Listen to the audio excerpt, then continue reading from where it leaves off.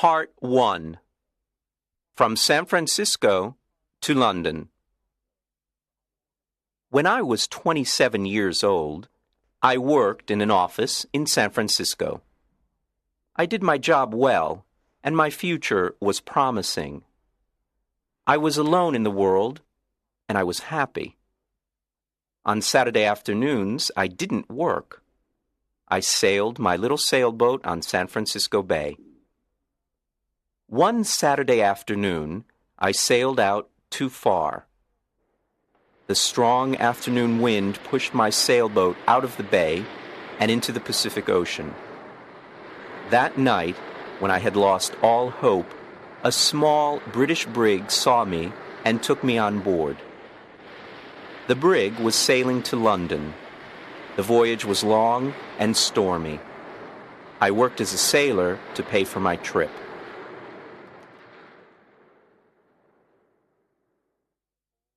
When I arrived in London, my clothes were old and dirty.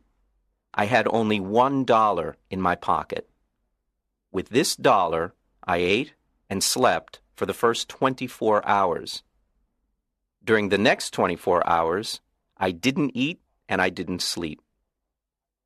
At about 10 o'clock the following morning, I went to Portland Place. I saw a child walking past holding a big pear. The child ate one small piece and then threw the pear onto the street. I stopped and looked at it. I was very hungry and I really wanted that pear. But every time I tried to get it, someone passed by and looked at me. I quickly turned in the other direction and waited for the person to pass by. I tried again and again to get that pear, but the same thing happened. I was desperate. I decided to get the pear and not to worry about the people who saw me. At that moment, a gentleman opened a window behind me and said, "Come in here, please." A well-dressed servant opened the door. He took me to a beautiful room. Here, two old gentlemen were sitting and discussing something important. Their breakfast was still on the table. I was very hungry, and I stared at their breakfast. I want to tell the reader that the two gentlemen had made a bet several days before. I knew nothing about the bet until later. Let me tell you what happened. Part 2. An Unusual Bet. The two old gentlemen were brothers. For several days they argued about a very strange subject. They decided to end their argument with a bet, as the English usually do. The following was the subject of the bet. The Bank of England issued 2 banknotes of £1 million each for a public transaction with a foreign country. England used one banknote, and the other remained in the bank.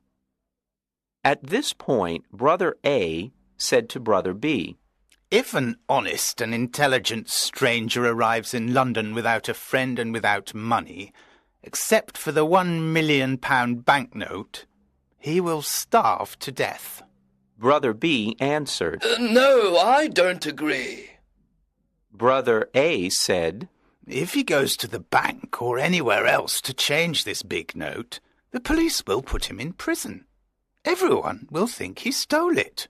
They continued arguing for days until Brother B said, I'll bet £20,000 that the stranger will live for 30 days with the banknote and not go to prison.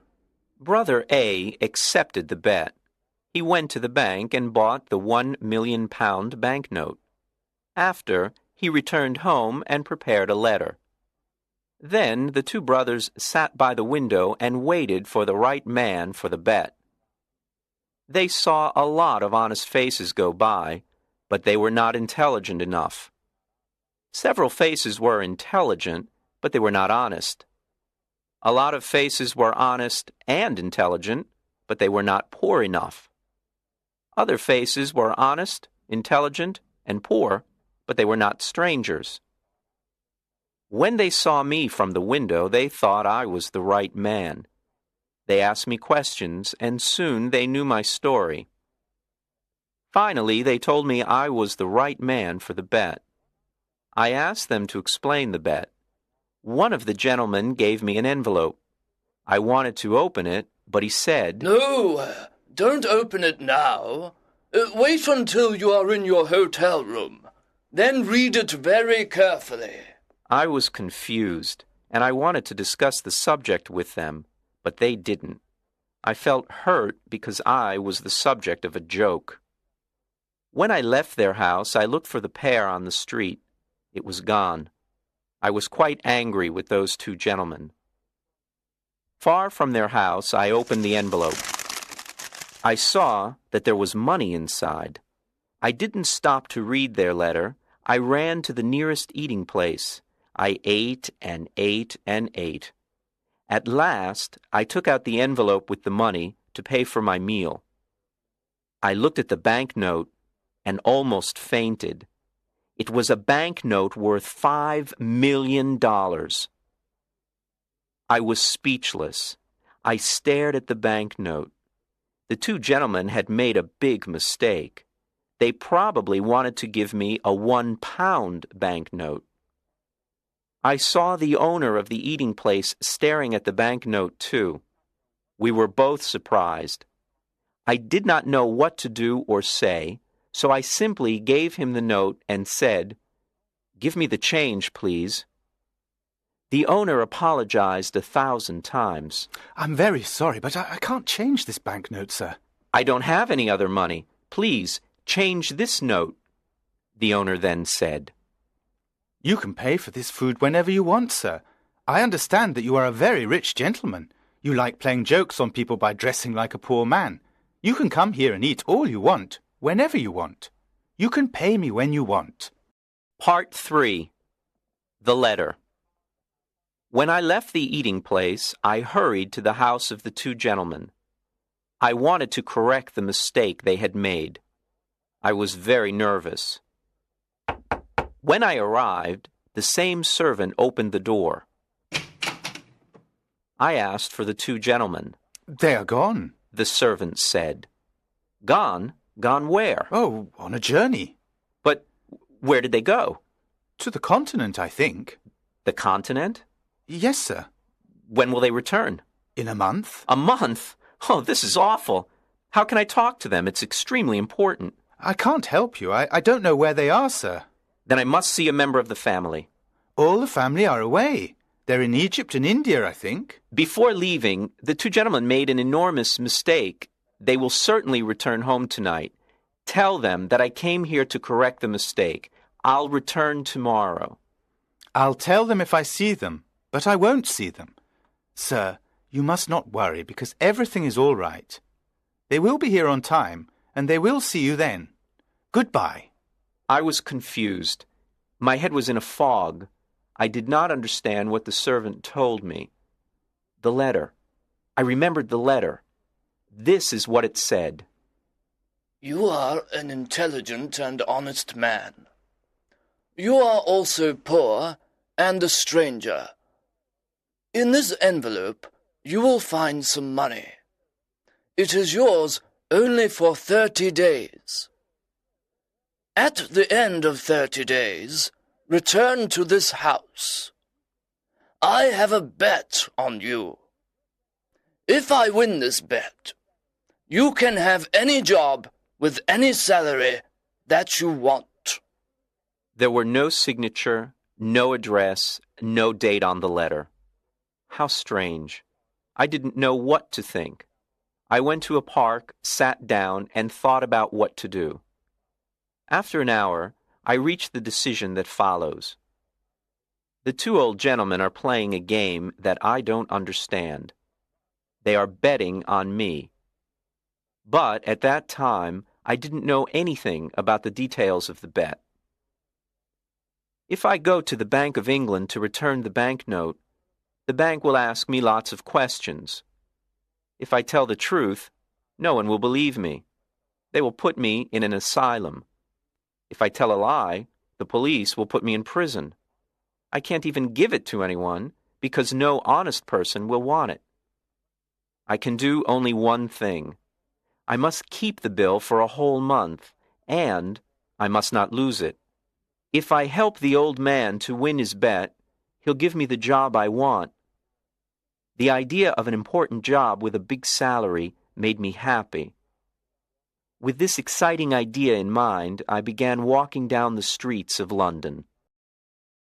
Part 4. At the tailor's. Every time I passed in front of a tailor's, I wanted to enter and buy some new clothes. But I had no money to pay for them. The £1 million banknote in my pocket was useless. I passed in front of the same tailor's 6 times. At last, I entered.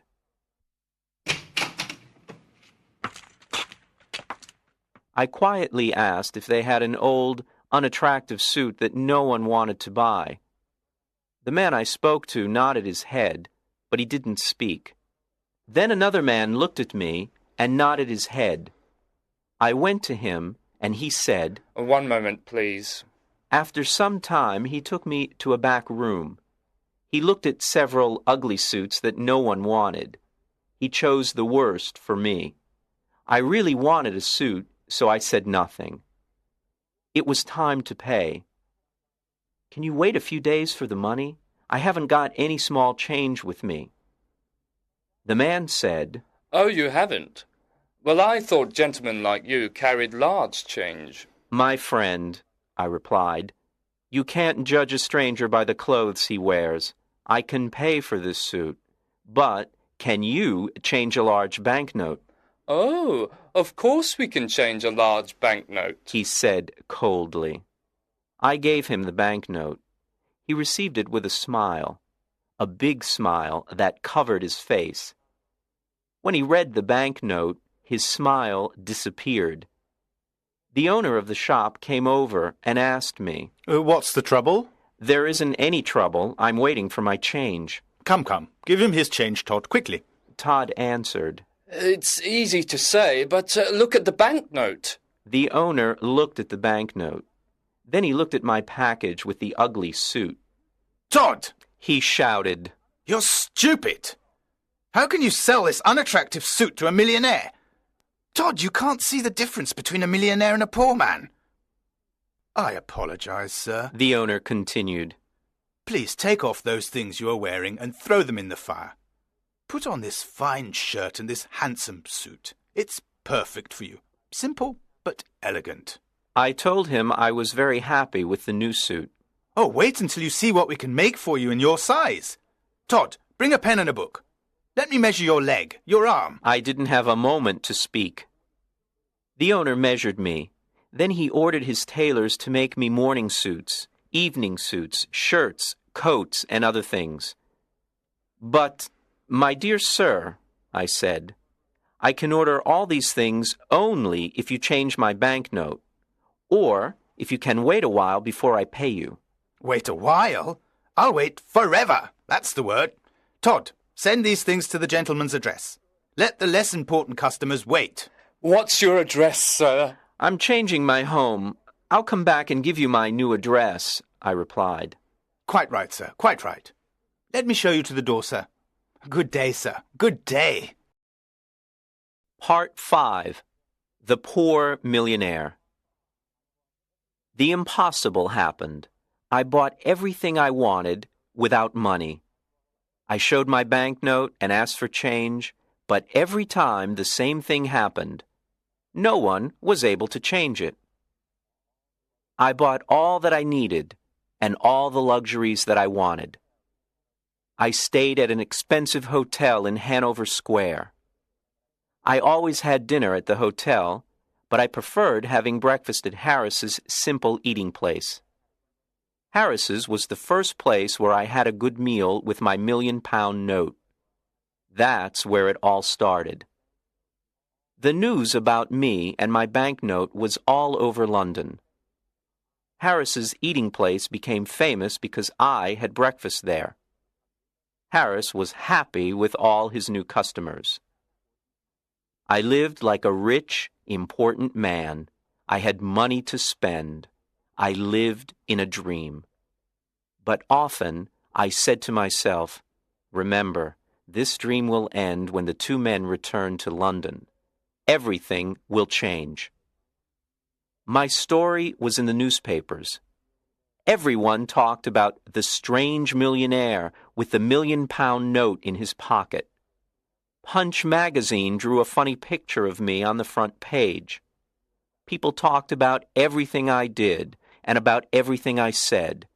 They followed me in the streets. I kept my old clothes, and sometimes I wore them. It was fun when the shop owners thought I was poor.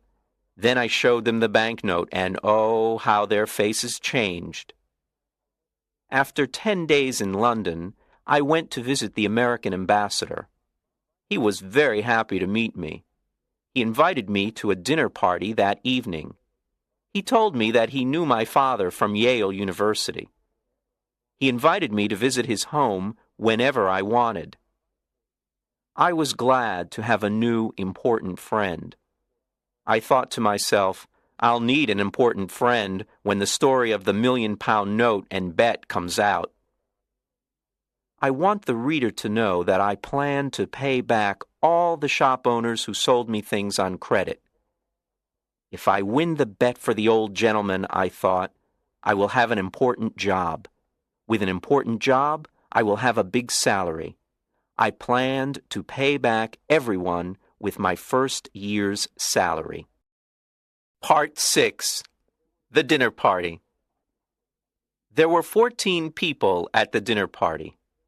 The Duke and Duchess of Shoreditch and their daughter, Lady Anne Grace Eleanor de Bohun, the Earl and Countess of Newgate, Viscount Cheapside, Lord and Lady Blatherskite, the ambassador, and his wife and daughter, and some other people.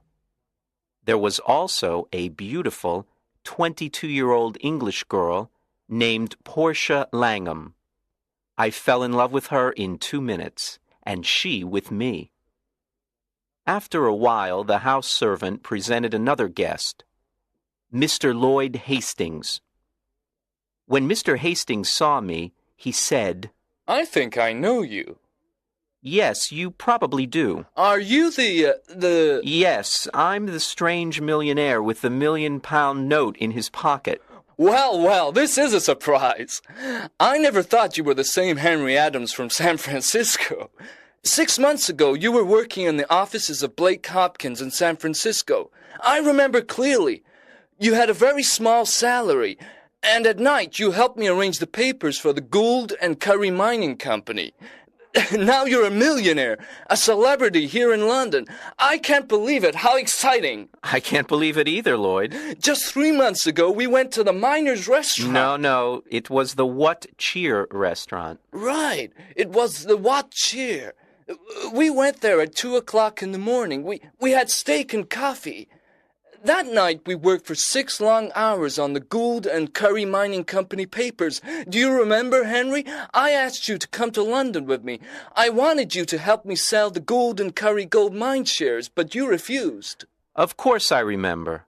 I didn't want to leave my job in San Francisco. And I still think it's difficult to sell shares of a California gold mine here in London. You were right, Henry. You were so right, It is impossible to sell these shares here in London. My plan failed and I spent all my money. I don't want to talk about it. But you must talk about it. When we leave the dinner party, you must tell me what happened. Oh, can I? I really need to talk to a friend. Lloyd said with water in his eyes. Yes, I want to hear the whole story, every word of it. Thank you, Henry. You are a true friend. At this point, it was time for dinner. Thanks to the English system of precedence, there was no dinner. The Duke of Shoreditch wanted to sit at the head of the table. The American ambassador also wanted to sit at the head of the table. It was impossible for them to decide, so we had no dinner. The English know about the system of precedence. They have dinner before going out to dinner. But strangers know nothing about it. They remain hungry all evening. Instead, we had a dish of sardines and a strawberry. Now it was time for everyone to play a game called cribbage. The English never play a game for fun. They play to win or to lose something. Miss Langham and I played the game, but with little interest. I looked at her beautiful face and said, "Miss Langham, I love you." Mr. Adams, She said softly and smiled. I love you too. This was a wonderful evening. Miss Langham and I were very happy.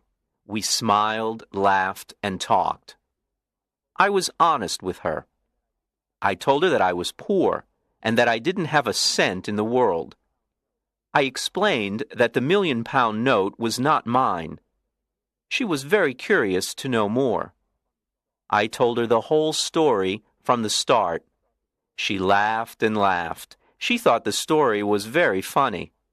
I didn't understand why it was funny. I also explained that I needed an important job with a big salary to pay all my debts. "Portia, dear, can you come with me on the day I must meet those two gentlemen?" Well, yes, if I can help you. She replied. "Of course you can help me.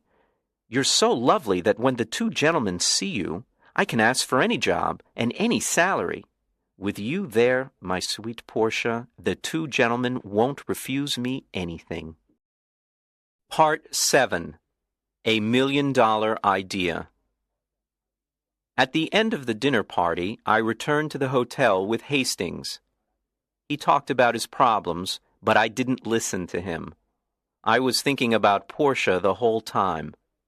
When we arrived at the hotel, Hastings said, Let me just stand here and look at this marvelous hotel. It's a palace. What expensive furniture. You have everything you want. You are rich, Henry, and I am poor. His words scared me. I, too, was poor. I didn't have a cent in the world, and I had debts to pay. I needed to win the gentleman's bet. This was my last hope. Hastings didn't know the truth. Henry, just a tiny part of your income can save me. I'm desperate. Hastings cried. "My dear Hastings, sit down here and drink this hot whiskey. Now, tell me your whole story, every word of it." Do you want to hear my story again? "But you never told me your story." Of course I told you my story as we walked to the hotel. Don't you remember? I didn't hear one word of it. Henry, are you ill? Is something wrong with you? What did you drink at the dinner party? "Oh, Hastings, I'm in love. I can only think about my sweet Portia. This is why I didn't hear your story before." Hastings got up from his chair, shook my hand, and laughed. I'm very happy for you, Henry. Very happy, He said, smiling. I'll tell you the whole story again. So he sat down and patiently started to tell me his story. To make a long story short, the owners of the Gould and Curry gold mine sent Henry to England to sell the shares of the mine for $1 million. Any money he received over $1 million was his to keep. Hastings' dream was to sell the shares for more than $1 million and become rich. He had only 1 month to sell the shares. He had done everything to sell them, but nobody wanted to buy them. Then he jumped up and cried, Henry, you can help me. Will you do it? "Tell me how." Give me $1 million, and I'll sell you all the shares. You will be the new owner of the gold mine. Don't refuse. I didn't know what to say. I wanted to tell Hastings the truth, but then an intelligent idea came to me. I thought about it for a moment, and then calmly said, "I will save you, Lloyd." Then I am already saved. How can I thank you? Let me finish, Lloyd. I will save you, but not in that way. I have a better way. I know everything about that mine. I know its great value. You will sell the shares by using my name. You can send anyone to me. Since people in London know me, I will guarantee the gold mine. In a week or two, you will sell the shares for $3 million by using my name, and will share the money you earn, half to you and half to me. Lloyd was very happy and excited. He danced around the room and laughed. I can use your name! Your name! Think of it! The rich Londoners will run to buy these shares. I'm saved! And I'll never forget you, Henry. Part 8. Back to Portland Place. The next day, all of London talked about the shares of the California gold mine. I stayed in my hotel and said to everyone who came to me, "Yes, I know Mr. Hastings. He's a very honest man, and I know the gold mine, because I lived in the California gold country. It is a mine of great value." People were now interested in buying the shares. I spent every evening with Portia at the American ambassador's house. I didn't tell her about the shares and the mine. It was a surprise. We talked about our love and our future together. Finally, the end of the month arrived. Lots of rich Londoners bought the shares of the mine. I had $1 million of my own in the London and County Bank, and Lloyd did too. It was time to meet with the two old gentlemen. I dressed in my best clothes, and I went to get Portia. Before going to Portland Place, Portia and I talked about the job and the salary. "Portia, you are so beautiful. When the two gentlemen meet you, they'll give me any job and any salary I ask for." Henry, please remember that if we ask for too much, we will get nothing. Then what will happen to us? Don't be afraid, Portia. When we arrived, the same servant opened the door. There were the two old gentlemen having tea. They were surprised to see Portia. I introduced her to them. Then I said, "Gentlemen, I am ready to report to you," We are pleased to hear this. said one gentleman. Now we can decide the bet that my brother Abel and I made. If you won for me, you can have any job in my power. Do you have the £1 million note? "Here it is, sir," and I gave it to him. I won! He shouted. Now what do you say, Abel? I say he survived, and I lost £20,000. I can't believe it. "I have more to tell you," I said. "But it's a long story. I'll tell you another time. For now, look at this." What? A certificate of deposit for £200,000?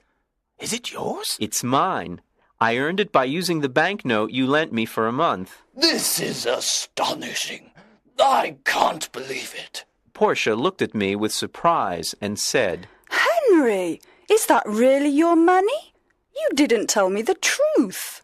"No, I didn't, but I know you'll forgive me." Don't be so sure. You told me a lie, Henry. "Dearest Portia, it was only for fun. Come, let's go now," But wait! my gentleman said. I want to give you the job and the salary you choose. Thank you with all my heart, but I don't want the job." Henry, you didn't thank the good gentleman in the right way. Can I do it for you? Portia said. "Of course you can, my dear." Portia walked to my gentleman, sat on his lap, and kissed him on the mouth. Then the two old gentlemen shouted and laughed. I was amazed. What was happening? Papa, Said Portia. Henry doesn't want your job. I feel very hurt. "Darling, is that your father?" I asked. Yes, he's my stepfather, a dear man. Now do you understand why I laughed when you told me your story? "My dearest sir," I said, "I want to take back what I said. There is a job that I want. Tell me. I want the job of son-in-law." Well. But you were never a son-in-law before. Do you know how to do this job? "Try me, please. Try me for 30 or 40 years, and if—" All right. Take her. Were Portia and I happy? There aren't enough words in the dictionary to describe our happiness. When the Londoners heard the whole story of my adventures with the banknote, they talked of nothing else. Portia's father took the banknote back to the Bank of England and cashed it. Then he gave us the canceled banknote as a wedding present. We put it in a picture frame and hung it on the wall in our new home. And so, I always say, yes, it's £1 million banknote, but it only bought one thing in its life, the most valuable thing in the world, Portia.